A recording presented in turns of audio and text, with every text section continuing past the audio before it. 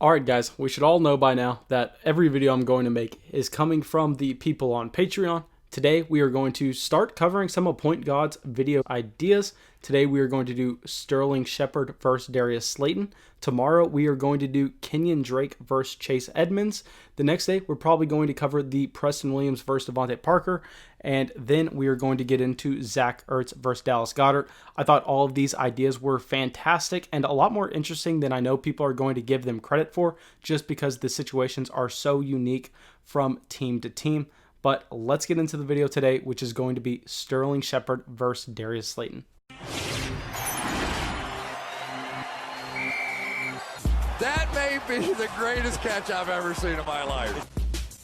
Alright guys, before I get into the exact players, I just want to give a big thank you to everyone who has subscribed to the channel lately. I made the announcement on the past two videos that about only 50% of our viewers were actually subscribed to the channel. So those guys who went out there and just clicked the red subscribe button really helps the channel a lot, and want to give y'all a big thank you. But now let's get into the video. And first off, let's talk about the player that most people are discussing, and that is Darius Slayton. So Darius Slayton, the reason that he's a main conversation point for most dynasty analysts is that Darius Slayton was actually a very interesting rookie prospect last offseason. He was selected in the 5th round, so he was overlooked by not only most dynasty players, but by most NFL teams. And this is extremely interesting because we know that the speedy field stretcher type guys tend to go a little bit higher in the NFL draft compared to the guys that are going to really get the targets, just because those speedy guys are actually going to improve their team's offenses way more than these slot wide receivers who are just going to get the targets. I mean, we saw this with the Miami Dolphins years ago deciding to pay Kenny Stills over Jarvis Landry.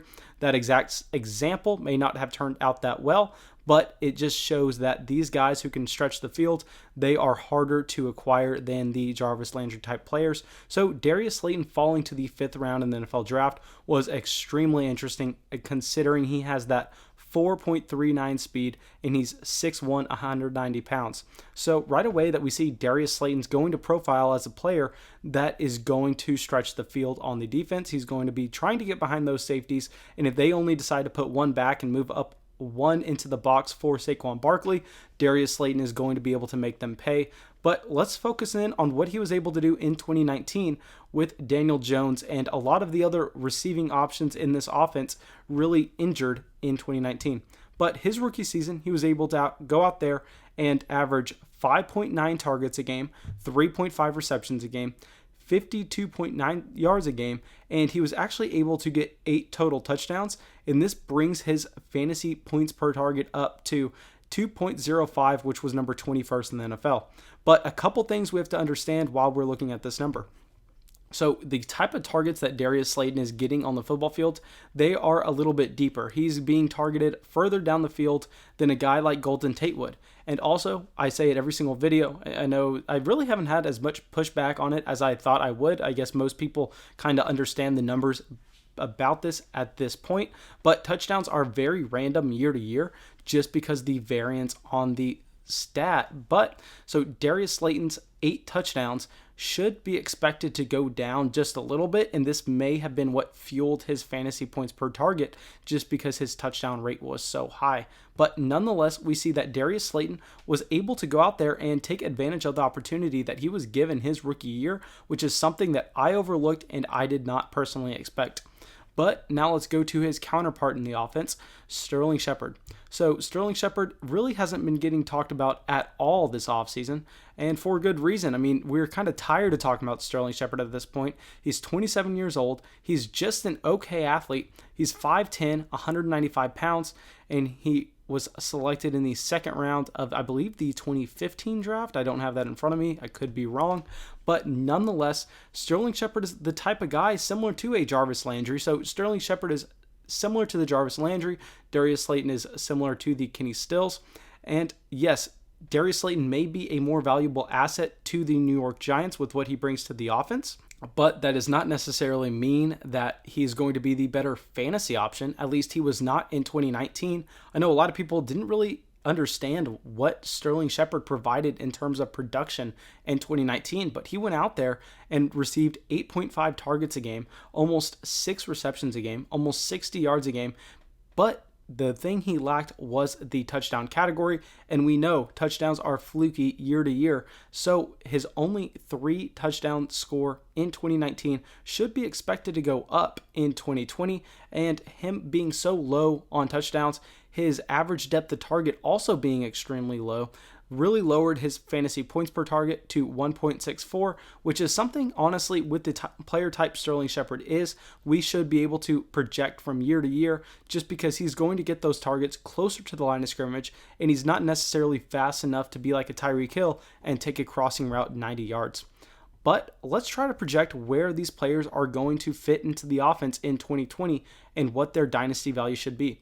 So how we're going to project this is we are going to take the sharp contrast of what both type of wide receivers these players are, because we have to understand, in today's NFL, if you are drafted as a wide receiver, you're not necessarily just a wide receiver. You're going to get to your NFL team, you're going to be placed in a bucket, whether that is traditional X playing on the outside, a field stretcher, a slot wide receiver, and you are going to be asked to operate in that area of the field.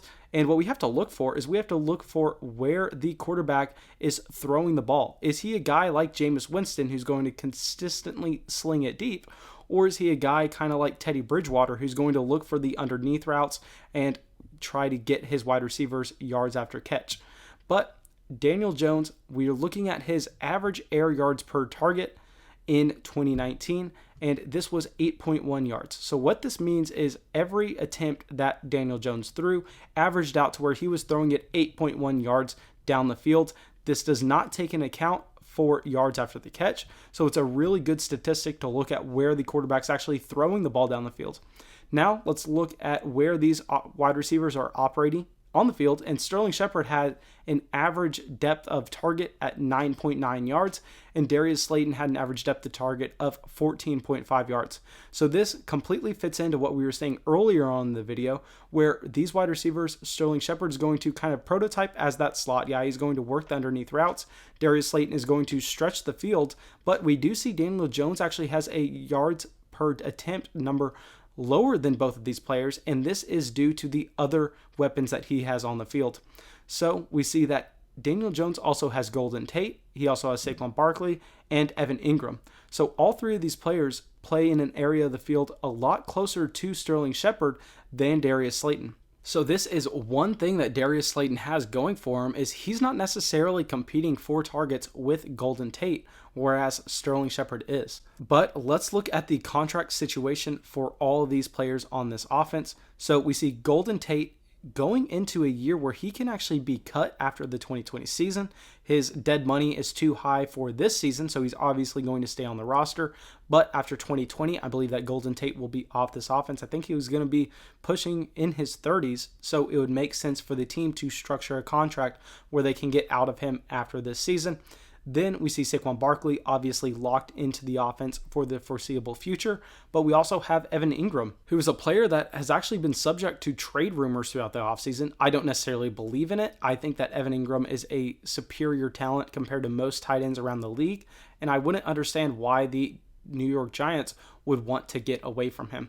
But I think safely we can project a year from now this to be an offense that is looking like Darius Slayton, Sterling Sheppard, Evan Engram, Saquon Barkley, and maybe they bring in another wide receiver, but we will get into that at the end of the video. So if we were looking at one last thing, actually, but while we look at these contracts, I want to point out that Sterling Sheppard actually has a contract where he's locked into the team for the foreseeable future. I don't think his contract really has an out until after the 2021 season. And if it's that far down the line, it's hard to project what a player is going to be doing. So I think that Sterling Sheppard is safe on this team with his role for now. But let's look at 2018 more, and let's try to project statistics going into 2020 and try to determine where these players' dynasty value will be if they hit these marks. So if we look at Daniel Jones, he averaged 38 pass attempts per game started in 2019. He had a 62% completion percentage and a 6.6 yards per attempt. Now, I know that most people are going to expect Daniel Jones to increase and to develop going from year 1 to year 2. This is a completely safe thing to project. But I think where most people kind of don't understand this is they treat it like Madden and just expect the player to get better across every single statistic going into year 2, and I don't think that's really realistic. He's going to get a little bit worse and a little bit better in every category, but what we have to understand is that is going to average out and cancel out to where he's most likely going to be slightly improved from his rookie season to his sophomore season. And where I believe that he can improve and where I believe that we can project this improvement is his yards per attempt. I think his yards per attempt were down in 2019 due to the weapons that he was missing. And I think going into 2020, he's going to be taking more shots downfield and he's going to be more efficient with his attempts. But let's increase his yards per attempt by 8%. And while we try to project these wide receivers, I think the safest thing that we can do is I think it's kind of reckless to go out there and increase their catch rates. But I think if we're safely increasing Daniel Jones's yards per attempt by 8%, we can do the same thing with Darius Slayton and Sterling Sheppard, where Darius Slayton averaged 8.8 yards per target in 2019. If we increase that by 8%, that goes to 9.5. And if we increase Sterling Sheppard's 6.9 yards per target in 2019, that goes to 7.45. Now with Darius Slayton, because he's also going to take a step forward going from his rookie season to his sophomore season, I think the safest way we can project this is by increasing his targets by just say half a target a game. So if we do these marks, we're looking at 58 receptions, 972 yards, and 6 touchdowns for Darius Slayton. I picked 6 touchdowns for Darius Slayton just mainly because I believe that this is a safe projection. It's going to bake in his upwards outcome along with his lower percentile outcome. So if we give him these marks, this is going to be good for 11.25 points per game, which was wide receiver 38 last offseason.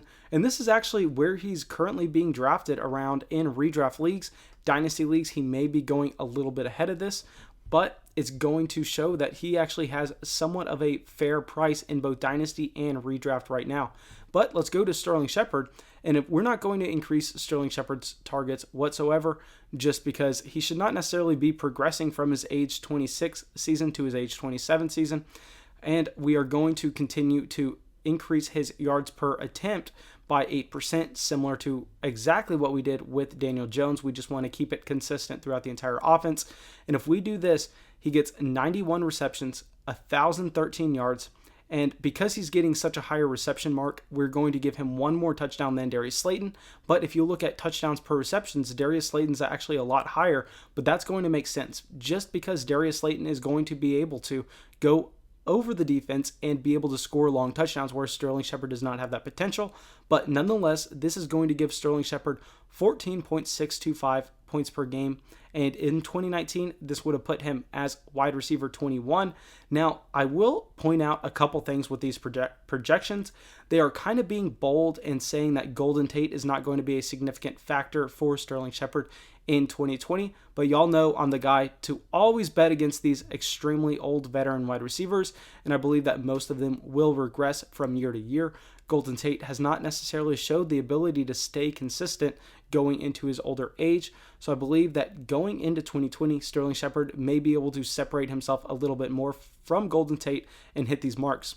Where I know most people are going to say, oh, okay, well, Darius Slayton, wide receiver 38 in points per game in 2019, Sterling Sheppard, wide receiver 21 in points per game in 2019. I still think I would rather have Darius Slayton in Dynasty due to his age. Well, guys, I'm here to say that I don't think that is necessarily true. Because if we look at these two wide receivers, yes, Sterling Sheppard is a lot older, and yes, I believe that he will outproduce Darius Slayton in 2019. Darius Slayton, it's sad to say, but he is an expendable asset for this New York Giants in 2020. So if we look at this past season, and the New York Giants are in the 2021 draft, which is supposed to be loaded with wide receiver talent, I think that they can confidently go out there and say that, hey, I mean, Darius Slayton's okay and everything. He was only a 5th round pick. Let's go get a real field stretcher. So I'm not saying that's going to happen. I'm not even saying that's likely. But I am saying that we shouldn't necessarily project Darius Slayton to have an extremely longer fantasy career than Sterling Sheppard at this point, when Darius Slayton is not necessarily locked into a job for the long term, whereas Sterling Sheppard may be.